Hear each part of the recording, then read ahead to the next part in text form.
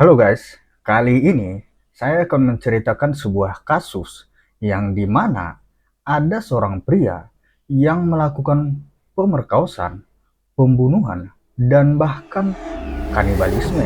Kasus ini dijuluki The Raincoat Killer.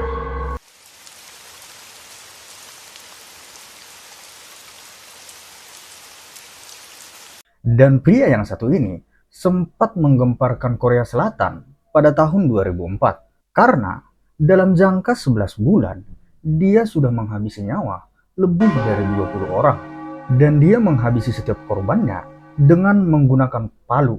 Dan kasus ini juga sudah dibuat film dan bahkan series. Inilah dia kisah Yu Yong Chul.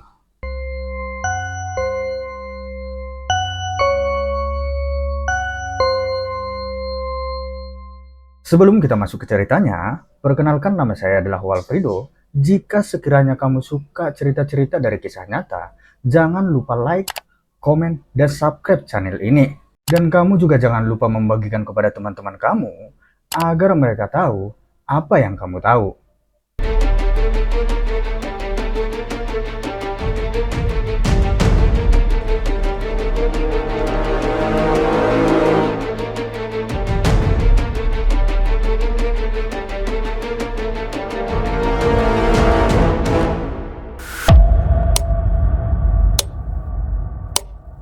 Yu Yong Chul lahir pada 18 April 1970. Masa kecil Yu Yong Chul ini bisa terbilang sangat tidak bahagia, di mana dia memiliki seorang ayah yang suka mabuk-mabukan. Dan juga ayahnya ini memiliki seorang istri kedua, yang artinya si Yu Yong Chul ini memiliki ibu tiri. Menurut rumor dan ceritanya, ibu tiri Yu Yong Chul ini terbilang kejam juga, di mana jika ayahnya si Yu Yong Chul ini melakukan kekerasan pada si Yu Yong Chul, ibu tirinya ini ikut juga melakukan kekerasan. Jadi bisa dikatakan bahwasanya si Yu Yong Chul ini tersiksa masa kecilnya. Namun setelah itu, Yu Yong Chul ini baru tinggal bersama ibu kandungnya dan bersama adiknya. Disinilah dia tidak merasakan ataupun tidak terlalu merasakan yang namanya kekerasan dari ayahnya ataupun dari ibu tirinya. Sehingga dia di sini tumbuh berkembang menjadi remaja yang baik. Nah, setelah remaja, sebenarnya si Yu Yong Chul ini memiliki bakat yang sangat luar biasa, yaitu adalah menggambar. Namun, dia pernah mendaftar ke sebuah sekolah seni, ditolak. Karena apa? Karena si Yong Chul ini buta warna. Dan rumornya juga dikatakan bahwasanya sekolahnya ini melakukan sedikit penghinaan, seperti mengatakan bahwasanya mana mungkin seorang yang buta warna bisa menjadi seorang seniman, yang akhirnya si Yung Chol ini merasa frustasi dan agak stres dan bahkan kesal. Nah, mulai dari sinilah dia sering melakukan kejahatan, yang dimana kejahatan pertamanya itu adalah pada tahun 1988. Pada tahun 1988 ini, dia melakukan pencurian. Nah, dari sinilah dia mulai keluar masuk penjara. Di sini saya akan merangkum apa-apa saja yang dilakukan si Yu Yong Chol sampai pada tahun 2003 sampai dia melakukan pembunuhan berantai. Setelah kasus tahun 1988 dan dia ditangkap polisi, dia melakukan pencurian lagi pada tahun 1991 dan di sini dia dipenjara selama 10 bulan. Dan pada bulan Juni 1993, dia menemukan pujaan hatinya dan dia melakukan pernikahan pada tanggal 23 Juni 1993. Namun, tidak sampai di situ. Bukannya dia tobat setelah menikah, dia malah menjadi-jadi. Tidak berselang lama, setelah pernikahannya di tahun 1993, dia melakukan pencurian lagi sehingga dia dipenjara selama 8 bulan. Setelah dia keluar dari penjara, tahun 1994, lahirlah anak si Yung Sol ini, anak yang pertama. Selama 4 tahun, dia tidak ada terkena masalah atau kasus. Namun, pada tahun 1998, dia kembali beraksi lagi dengan kejahatan yang lebih terperinci, di mana si Yu Yong Chol ini melakukan pemerasan dengan cara berpura-pura menjadi seorang polisi. Pemerasan yang dilakukan si Yu Yong Chol ini kepada warung-warung yang ada di sekitaran tempatnya dia berada. Dan aksinya ini ketahuan polisi, sehingga dia dihukum selama 2 tahun atas kasus pencurian, pemalsuan identitas, dan juga pencurian identitas. Setelah 2 tahun di penjara, pada tahun 2000, dia keluar dari penjara. Pada tahun 2000 itu juga, dia melakukan pemerkosaan dan dipenjara selama 3 tahun 6 bulan. Nah, pada saat inilah si Yung Chol ini sebenarnya pada saat persidangan, dia sempat memohon-mohon kepada hakim agar dia didakwa tidak bersalah. Dia sampai memohon-mohon bahwasanya setiap manusia itu mempunyai kesalahan dan bisa bertobat. Dan dia juga mengatai hakim, tidak mungkin hakim tidak pernah melakukan kesalahan. Dan saking emosinya, dia sampai berteriak-teriak tuh di dalam persidangan memohon-mohon agar dia tidak dihukum. Dan dia juga mengatakan kepada hakim, jika sekiranya hakim mempunyai kepercayaan, tolong lepaskan saya, karena saya akan bertobat dan saya tidak akan melakukan kesalahan yang sama lagi. Hakim mengabaikannya dan tetap menghukumnya selama 3 tahun 6 bulan.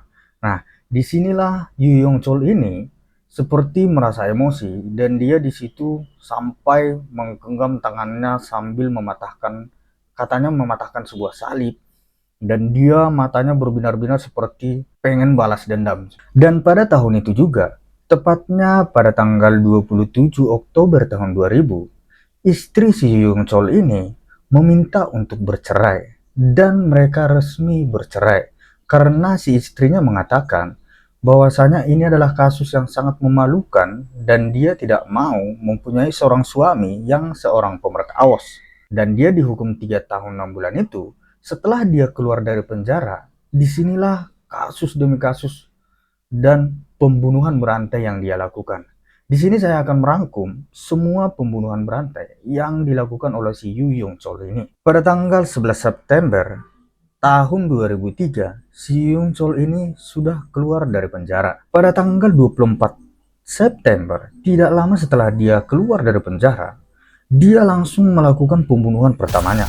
Dia membunuh seorang profesor yang sudah berumur 72 tahun dengan cara dia menusuk lehernya dengan menggunakan pisau. Kemudian dia juga membunuh istri si profesor yang udah berumur 67 tahun. Nah, kedua ini, setelah dia tusuk dengan pisau, kemudian dia kembali lagi dengan melakukan kekerasan. Dia memalu kepala para korbannya ini dengan palu yang seberat 4 kg sampai benar-benar hancur. Diketahui, si Yung Chol ini membunuh para korbannya ini dikatakan karena si nenek dan si kakak ini adalah orang yang termasuk religius dan rumahnya itu dekat dengan gereja. Dan dia sempat mengatakan bahwasanya Tuhan itu tidak akan bisa menyelamatkan orang karena nyawa seseorang itu ada di tanganku. Tidak lama setelah itu, 9 Oktober 2003, dia melakukan kejahatannya lagi dengan membunuh dalam satu keluarga sekaligus 3 orang. Namun di kasusnya ini, dia memilih kasus-kasus yang dimana korban-korbannya itu jauh yang sudah berumur, yang bisa dikatakan yang pastinya lebih lemah dari dia. Di sini, dia membunuh seorang nenek-nenek yang sudah berumur 85 tahun. Dan kebetulan juga di rumah itu ada menantunya si nenek. Dan si Yu Yong Chol ini melakukan pembunuhan lagi dengan membunuh si menantunya nenek ini. Si menantunya nenek ini juga sudah berumur, yaitu umurnya sudah mencapai 60 tahun. Dan ada satu orang cucunya yang terbilang agak cacat. Nah, umur si cucunya ini masih 35 tahun, namun karena cacat mungkin agak berkekurangan gitu ya. Itu juga dia bunuh dengan menggunakan palu. Dia menghempaskan palu ke kepala mereka hingga hancur dan sehancur-hancurnya. Bisa dikatakan, pembunuhan si Yung Chol ini sangat mengerikan dan sangat sadis. Dia melakukan pembunuhan hanya dengan palu, yang dimana palunya itu, gagangnya itu katanya pendek, tidak panjang, sehingga dia mengayunkannya beberapa kali. Itu sampai membuat kepala korbannya itu benar-benar hancur. Nah, hanya selang beberapa minggu ini, orang yang dia bunuh sudah merupakan 5 orang. Namun tidak sampai di situ. Dia melakukan aksinya lagi di bulan yang sama, pada tanggal 16 Oktober tahun 2003. Di sini korbannya juga adalah seorang yang udah tua renta, yaitu adalah seorang nenek-nenek yang sudah berumur 90 tahun. Nenek-nenek ini dia bunuh juga dengan menggunakan palu, di mana dia juga menghempaskan palunya ke kepala nenek-nenek itu. Sebenarnya, nenek-nenek itu ditemukan oleh putranya tepat pada pukul 13.30 atau jam setengah 2. Namun, jam 14.00, si nenek tersebut meninggal dunia. Tak lama setelah itu, tepatnya pada tanggal 18 November tahun 2003, Yu Yong Chol ini melakukan pembunuhan lagi. Korbannya kali ini adalah seorang kakek-kakek yang berumur 87 tahun dan seorang pembantunya yang sudah berumur 53 tahun. Dengan perlakuan yang sama, Yu Yong Chol melakukan dan membunuh korbannya dengan cara menggunakan palu, yaitu dengan memukul kepalanya dan kemudian menghabisi nyawa si korbannya. Kemudian, dia akan mengacak-acak tempat kejadian perkaranya agar terlihat seperti perampokan. Di sini, Yu Yong Chol ini sempat terluka karena dia berusaha membuka brankas dan bisa dikatakan DNA-nya akan tinggal di TKP itu. Karena itulah Yu Yong Chol ini melakukan pembakaran.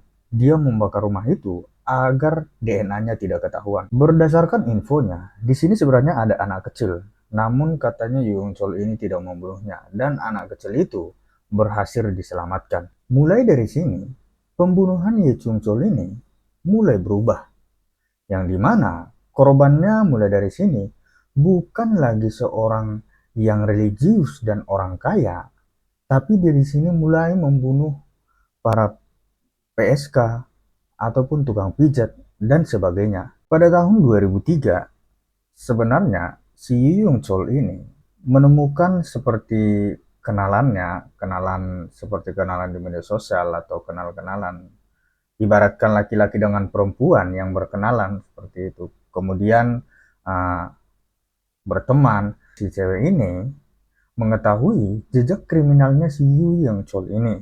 Dan dia mengatakan kepada si Yu Yong Chol bahwasanya dia tidak suka seseorang yang berjejak digital atau berjejak sebagai kriminal dan memutuskan untuk tidak berhubungan lagi dengannya. Dan dia juga mengatakan bahwasanya Yu Yong Chol itu jangan lagi menghubunginya kembali. Sebenarnya banyak alasan dan banyak rumor yang mengatakan pembunuhan Yu Yong Chol ini dulu ibunya adalah seorang tukang pijat yang selalu memijat orang. Ada juga yang mengatakan bahwasanya ini karena pacarnya seorang PSK. Namun setelah dia tahu bahwa dia itu jahat, PSK-nya tidak mau sehingga dia membunuh lagi. Dan ada juga yang mengatakan bahwasanya dia tidak suka dengan orang yang menggunakan tubuhnya untuk mendapatkan duit. Dan dia juga tidak suka lihat orang yang menjual dirinya sendiri hanya demi uang. Saya akan merangkum dan memberitahukan pembunuhan-pembunuhan yang dilakukan Yu Yong Chol pada gadis-gadis penghibur dan juga tukang pijat. Kasus yang pertama, setelah pembunuhan orang tua kaya non-religius, di sini Yu Yong Chol membunuh pada tanggal 16 Maret tahun 2004. Itu adalah korbannya yang pertama, di mana ada seorang gadis PSK yang dia sewa dan dia bawa ke apartemennya. Kemudian setelah itu, setelah pagi-pagi, dia cekik korbannya itu hingga meninggal dunia. Dia belum puas, dia ambil lagi palu, kemudian dia palu dan dia hancurkan kepalanya. Dan setelah itu, mayatnya dia gantung terbalik agar darahnya semua keluar. Dan setelah darahnya semua keluar, dia mutilasi mayatnya, dipotong-potong menjadi beberapa bagian.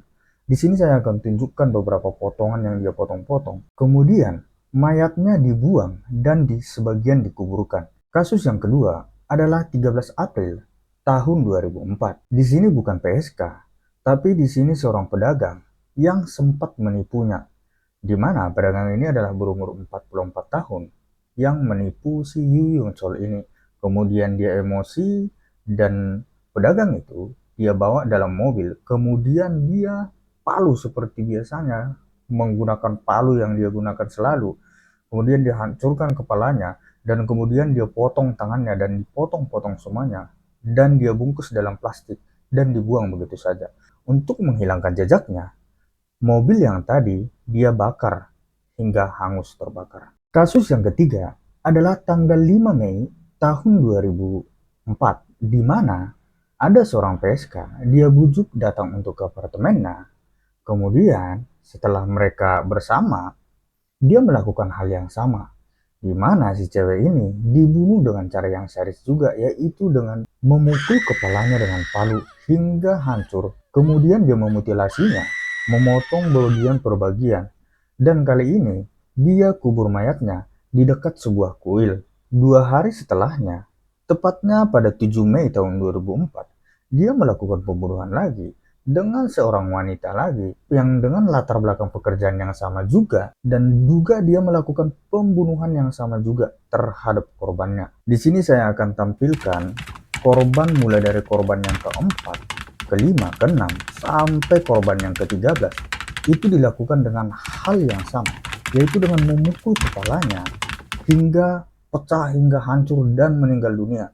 Kemudian disinilah dia melakukan sebagian hal yang tidak wajar, karena dia kurang puas memutilasi, membuang mayatnya, dan yang lebih parahnya, menurut pengakuannya, dia sempat memakan hati ataupun bagian dalam atau tubuhnya para korbannya. Dia makan dan dia masak. Semua korbannya, wanita-wanita itu, dibunuh dengan cara yang sama semuanya, di mana dia undang dulu ke rumahnya atau ke apartemennya atau di penginapan. Nah, kemudian dia pukul kepalanya hingga pecah, dan setelah itu, setelah meninggal, dia potong-potong menjadi beberapa bagian, dan sebagian dibuang, sebagian dikubur. Dan disinilah katanya dia itu melakukan kanibalisme. Sebenarnya dari kasus ini, hampir semua pembunuhannya itu tidak dapat diidentifikasi polisi. Karena apa? Karena yang dia bunuh adalah orang-orang tua yang udah lansia dan orang-orang tua kaya, dan dibuat seperti perampokan. Kemudian pekerja, ya seperti yang kita tahu, pekerja yang satu itu mungkin tidak ada yang terlalu peduli, bahkan tidak ada yang mau tahu tentang kehidupan mereka, karena itu merupakan, yang dia bunuh itu rata-rata adalah tukang pijat dan wanita-wanita malam, ataupun bisa disebut dengan wanita-wanita nakal. Namun yang membuat laporan ke polisi itu adalah orang yang menyewakan wanita-wanita ini, atau apa yang disebutnya.